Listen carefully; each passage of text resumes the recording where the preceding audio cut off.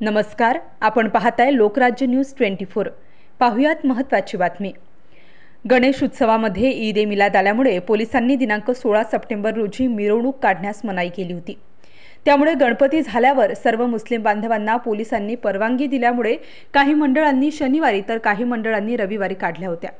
त्यामुळे काल वडगाव शेरी गावठाण येथील जुलूसच्या मिरवणुकीमध्ये शॉक लागून 2 तरुण मृत्युमुखी पडले। अभय वाघमारे व जकरिया शेख या 2 युवकांचा यामध्ये दुर्दैवी मृत्यू झालेला आहे।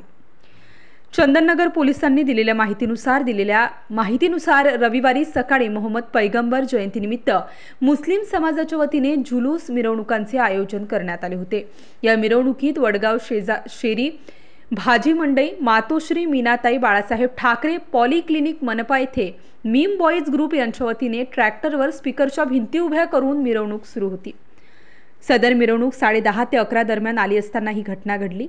स्पीकरच्या भिंतींवर काही तरुण हातात झेंडे घेऊन नाचत होते।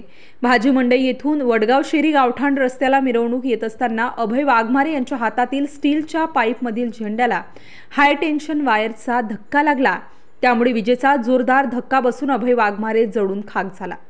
यावेळी त्याच्या शेजारी उभा असलेला जकरिया शेख याला देखील विजेचा शॉक लागला।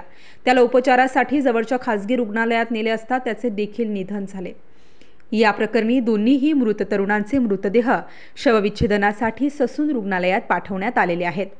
वडगाव शेरी येथील या दुर्दैवी घटनेमुळे मिरवणुकीचे सर्व कार्यक्रम रद्द करण्यात आले।